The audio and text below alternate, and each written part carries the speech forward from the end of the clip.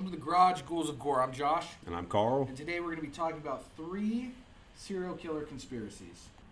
First of all, Garth Brooks, a serial killer, conspiracy. Were the Manson murders a CIA accident? Acid heads. Or is H.H. Holmes actually Jack the Ripper? Come to the garage, let's talk about it. 5 seconds, burn like gasoline. Fast as a nightmare, dipping the scene. Till I crush up like a demon scream. Baseline grows where the fear begins.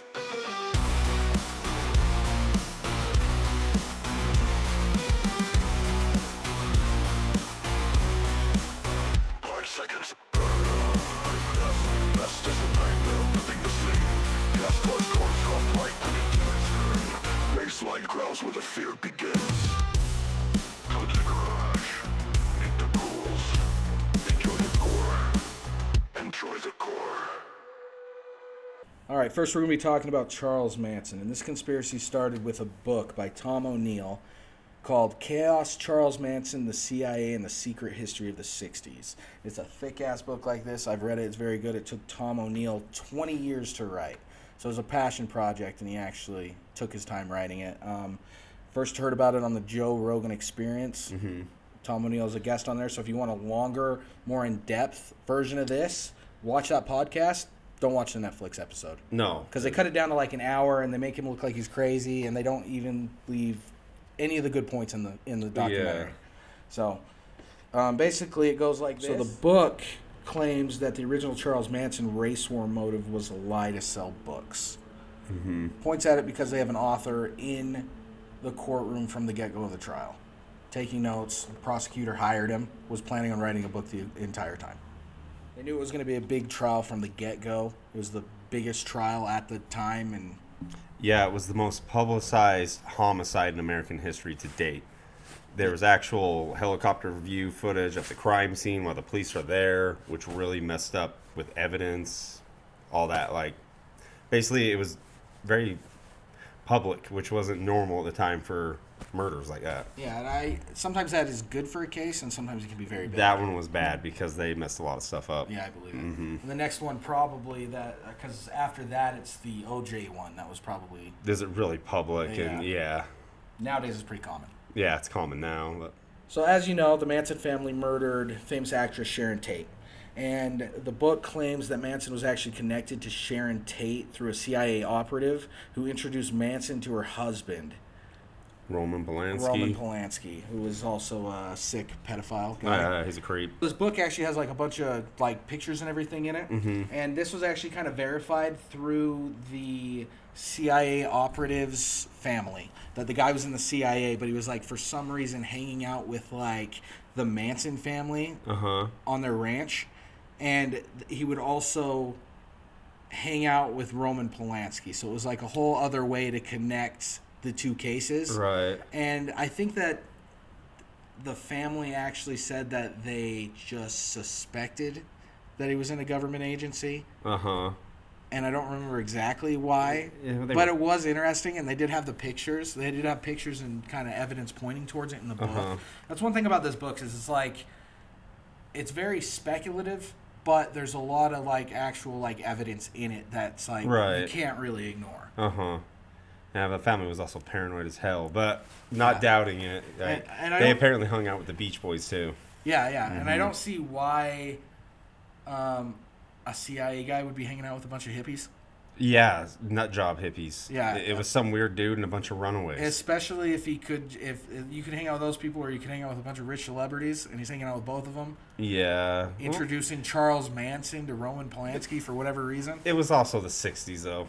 I'm sure it was very different than now. Yeah, as long as you got some drugs, probably. Yeah, that and a bunch of underage girls. Yeah, and Manson had a lot of those with him, if you know the case. Oh, yeah, he was a predator. Yeah, all his followers were runaways. Yeah, a bunch of runaways, and he'd take them in. The book also claims that the CIA worked with an addiction specialist named David Smith, who founded the Haight-Ashbury Free Clinic in San Francisco, California, who used to give free LSD to Manson and the Manson family members. There, he also learned how to hypnotize people. David Smith's associate, who worked with him at the free clinic, wrote papers previously on mind control when he was in college. Oh, good grief! So it's kind of weird. So back then, I don't know if you've ever. What's the drug they give you to come off of like heroin and stuff? Like they kind of give you like microdoses of a drug when you go to the hospital. Suboxone? Maybe something like that. So Or basically, this Narcan? Well, Narcan's when you like OD or Overdose. something, right? So Methadone. methadone. Okay, so this is basically what they would do with LSD back in the day, supposedly. Yeah, they'd microdose The same them thing, with it. microdose it. Uh-huh. But Charles Manson, this part was actually pretty well documented in the book, that Charles Manson and the family Were being microdosed were also LSD. going and getting their LSD from this place. It doesn't really verify if it was like microdoses or whatever, but he Right. would get his LSD from this clinic. Dude, that's so messed up. And it is kind of weird because there's no, I mean, unless somebody knows out there or seen something I haven't seen, but how did Charles Manson know how to hypnotize people? Yeah, and he was. Like, he got a group of people to go murder for him Yeah. after snorting speed. Yep, and he basically, in that book, it even talks about how you hypnotize somebody, and it's you basically, like kind of how the military does, you bring them down, And then you build them break back up them, to what... and then you build them back up to what you want them to right. be. And the majority of his family were And you these starve- runaways. Yep. He made them feel like they belonged. Yep, and you starve them, and he raped and molested, Oh, yeah. And Manson was a he- piece of shit, dude. and he drugged them. He gave them lots of drugs, and if you're under that kind of influence, you Oh, might yeah. just do whatever you... And you're a teenager, and you have no home, you have no roots, And you have no one to turn to. Yeah. Oh, yeah. Like I said, he was the ultimate predator. And so basically this book, too, is it kind of points out how did this specialist get the funds to start his clinic. Government, man. And it could have been the government. And at the time, and this is a proven thing too, that they were doing LSD experiments. The CIA was doing LSD experiments at the time. Oh, yeah. MK Ultra, wasn't Yeah, it? so they were basically experimenting on Charles Manson And his whole group. and his whole group, supposedly. Yeah. In the book is what it is. So if you're going to do mind control experiments on anybody, I think somebody with mental illness and something that has an insane criminal history is not the best person to do it. No, man. No. It's unpredictable. You have no idea where it's going to go. Yeah, no. It's bad news. And if this was the case, it led to people being murdered. About seven or eight murders? Somewhere around that. Right. Horrible murders, too. Oh, yeah, dude. Yeah, gruesome. It's fucked up. Brutal. Best evidence that suggests a Manson government conspiracy cover-up were all the times that Manson got arrested but was left free without charges. As we said before, he had a long rap sheet, a long criminal history record, Yeah. and which means he was on parole most of his life. Yeah, and he grew up in juvenile hall, you know. He got caught leaving the state while he was on parole, which is really bad. Parole violation. Yep, you can go right back to prison just for that. He was also arrested during a raid at Spawn Ranch. And the raid at the time was the biggest raid in California history. He got caught with illegal firearms, stolen credit cards, stolen cars. Runaways were there that were underage. But he was released the same exact day. Yeah, something wrong with that. While you're on parole, there's... Yeah. And I think that is the best kind of evidence that points towards he was being guarded by the CIA or Yeah, they were government protecting agency him. or something, just letting him out all the time. So yeah, it's very strange, very odd coincidence. But what's even more odd was that the Manson family murders were all committed around the time of the raid. And if you think about that, you're going to be under surveillance for weeks before and probably after the raid. Oh, yeah. So they're tracking all these people, seeing where they go, but they're out committing murders at the same time. Oh, yeah. So The it's a La little Bianca odd. house and the Tate house. Yep. Yeah. 2 nights in a row, I think. Yep. So it's definitely a weird one. There's a lot of evidence to point towards it being weird. It gets pretty deep. The book has way more information and way more cooler things in it, or way also more cool things in it, however you want to word that. But, yeah, these are basically my favorite parts and points of the book. It's definitely interesting. Yeah. Yeah. So, yeah, if you want more information on it, you should definitely look it up, read the book, or go check out the Joe Rogan Experience. Not that he needs our call out, but... and the next one we're going to be talking about is Garth Brooks, Carl. That's right. Second of all, we got the Garth Brooks is a serial killer conspiracy theory. Now, apparently, this developed in 2018 because of a podcast. Yeah, Tom Segura. Tom Segura. Never even heard of the guy. But he's funny. He's apparently it's the Your Mom's House podcast. Yep, and he does that with his wife. All right. So apparently they started this, and which created a meme. It created a book. I don't know how you write a book on that, but Yeah. there's a book out there about Garth Brooks being a serial killer. All right. You can write about anything nowadays. What's it called? It's called I've Got Bodies in Low Places. Or just Bodies in Low Places. Oh, yeah, it's based off the song. Yeah, The yeah. drinking song. Yeah, if you know Garth Brooks, you know. Okay. Yeah. But so apparently it goes deeper than that, though. Apparently it coincides with tour dates and city he was playing where missing person cases were at. Okay. So he'd come and play, and there'd be missing person cases that pop up. Yeah. Okay. And then apparently in the 1990s, he had an alter ego, or he tried to go another route where he was Chris Gaines. Yeah, he was trying to do rock and step away from country. Okay, see, I don't know a lot about Garth Brooks, so apparently they also think that might have been split personality or alter ego, and so maybe Chris Gaines is actually the killer. But yeah, maybe. wasn't me. It was Chris Gaines, man. Yeah, this one's more of like a fucking like it's more of like a funny. Yeah. It's not a real. Nobody takes this one seriously, No. except probably the guy that wrote the book. Probably. He probably takes himself seriously about And I'm it. surprised he hasn't gotten sued yet, if he hasn't already. I'll have to look into that one. Saying somebody's a serial killer's got to be a kinda Yeah. crazy allegation. Yeah, I guess if there's no proof and cops aren't knocking on his door, I guess what's the harm? I don't know. Yeah, I guess Garth Brooks doesn't take it too seriously because people bring it up to him and they ask him about it, and he just completely ignores it.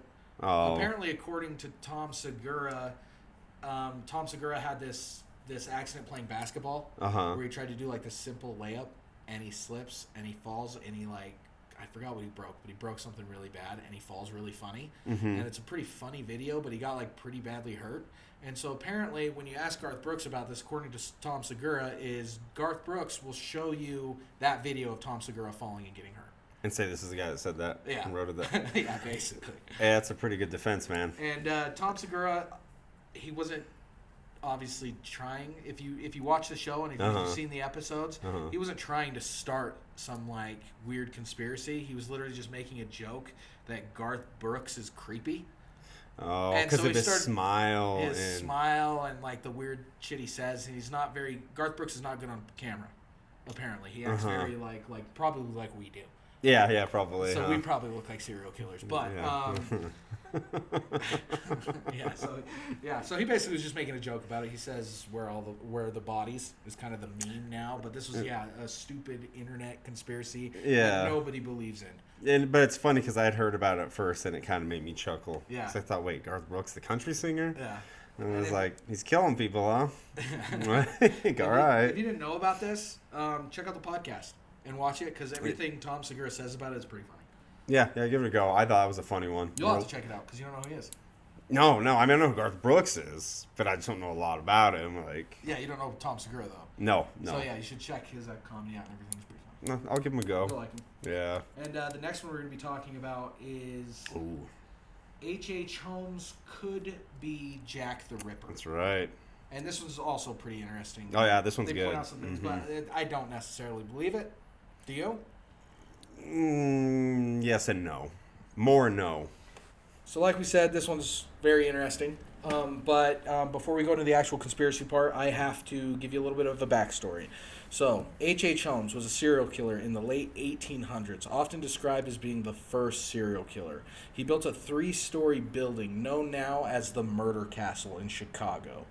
He had the building designed with secret walls and passages so he could hide and murder his victims without anyone knowing. He confessed to 27 murders, but only 9 could be confirmed. He was one of the few serial killers whose motives were financial gain. Yeah. Yep. The insurance. Yep, he would basically... Sell skeletons in medical schools. Yep, he'd sell skeletons at medical schools. He'd make these like fake elixirs and sell. He was just as much of a con artist. Oh, he's a murderer. Yeah, and he would marry women. He married several women and then killed them and got the insurance for it and for their children too. Yeah. So it's pretty... He was a true sociopath. Yeah. And then the next one is Jack the Ripper. Jack the Ripper, his identity, on the other hand, is mostly unknown, but was responsible for the murders of 5 confirmed victims, all prostitutes, in the Whitechapel district in London in 1888. His victims' throats were cut. A lot of them were like sliced up, gutted. He mutilated them. Yeah, they're missing organs and stuff. Yeah, he did some bad things. And he would actually write letters taunting the police. And he'd always start it with "Dear Boss." And he always signed it with the name Jack the Ripper. And there were over 100 suspects have been suspected over the years. But he's never actually been identified.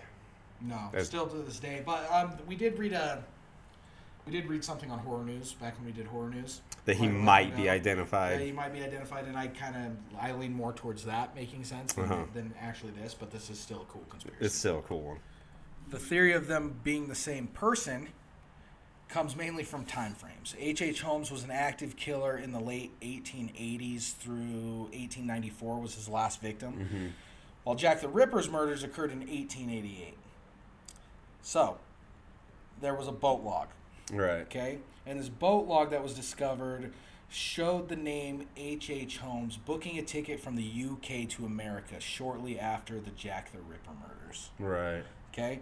And his grandson, his great-great-grandson, his double-great-grandson, okay? He has this journal, supposedly, that I don't think anybody's ever seen. And it basically says in one of the journal entries, he's talking about the weather in the UK. And the dates coincide with when Jack the Ripper was. In the UK? Yeah, in the UK. Okay. So they're thinking that Jack the Ripper was doing his thing, and then he's like, well, I'm going to go to America. And he went to America, and... Well, yeah, H.H. Holmes was doing his thing. Oh, yeah, basically. Yeah, but H.H. Holmes was an American. He was born American. Right, I mean, but he was just signing off Jack the Ripper. Yeah, and he was known, I guess he was known to like to travel. Oh, so see, and back then you could move about without being traced like you can today. Yeah, for sure. I mean, it's I over don't even know 100 years ago. I don't even know how you find a boat log with the names, but it says H. Holmes, which I guess the last name Holmes was very common. Yeah. At the time. I mean, Sherlock Holmes. Another thing that points towards it was a handwriting analysis. So he compared similarities to both killers. Oh yeah, from all the letters. And I guess they had some similarities, but it wasn't perfect. Okay. So, other than that, I mean, it's a cool theory, but I don't think there's really, from what I could find, there's no real evidence. Yeah, no hard evidence, but... And another thing that kind of points to it not being real is their style of killings. Like we said earlier, H.H. Holmes killed for financial gain. And he used a gas chamber a lot. Put people in a room. Yeah, he ran, he wasn't like cutting their throats and stuff. Slicing them up. And he was skinning them and stuff. But it's to sell their skeletons in medical schools. Yeah. So it doesn't really line up. No. To me, I don't think it fits very well, but it is still kind of an interesting one. It is, and I don't know. I still think Jack Ripper case is so like dark, creepy. Yeah. And it takes place in a city called Whitechapel. Yeah. There's the whole From Hell thing and the letters. I never saw that one. Oh, I'm not talking about the movie, but it came from the letters. Yeah, that's what he said, From Hell. Yeah, From Hell. Yeah. No, but... So it's definitely an interesting one. Yeah. Check it out, though. Yeah. Jack the Ripper was actually the first thing that actually grabbed my attention about serial killers. And it was when I saw a diary of Jack the Ripper in my high school library. Yeah, he's one of the older ones. Yeah, oh yeah. And I ended up grabbing it and reading it, and it was like, the thing as I remember most is they had photographs of his victims in this book. I can't believe I found this in my high school. Actual uncovered photographs. It's pretty gnarly. They were black and white, of course, but wow. Just first, my introduction to serial killers was Jack the Ripper. Oh. My second was Ted Bundy. Oh, another thing that's kind of cool, that kind of like, if you look at their sketches, if you look at H.H. Holmes' sketch, or the actual pictures, because they had actual pictures of him, obviously, and then there was an eyewitness account that kind of had a sketch artist draw out Jack the Ripper. Yeah, the tall that hat. Somebody saw, and they do look kind of similar. Yeah. Both skinny guys with big mustaches. Just, one American, one British. Yeah, too bad you didn't hear him talk, huh? Yeah, I know. Well, I mean the core, what they wore. No, I know, but if you just heard him talk, then you'd been like, no, it wasn't H.H. Holmes. He had an American, he had a British accent. Or an American, yeah. Or something, whatever. But, do you believe any of these? No. Which one? The Manson one is the most believable. I think that One is by far the most believable. I wouldn't put anything past the CIA at this point, and but the Garth Brooks, hell no. The Jack the Ripper, probably not. Yeah. If this episode does good, we have a bunch more of these in our heads already picked out. Yeah. So if this episode does good, or if you want us to cover a different conspiracy involving serial killers or true crime, shoot it in the comments. I got lots of B horror movie suggestions. Oh yeah, I would love to share with you all. Also, when we get to 500 subscribers, we're going to be giving away some hats that we had made. Maybe a shirt. The last few days. If you like that, it's got our logo on it. Our logo is designed to look like a 666. Right. So. Yeah, got a shirt still we can throw in there. Yeah, depending on what size you are, because we only have a couple sizes left. Yeah, we're running out. Once again, thank you for stopping by. Appreciate you guys. Yep, and remember that the garage is closed for now. But the darkness is always here. See ya.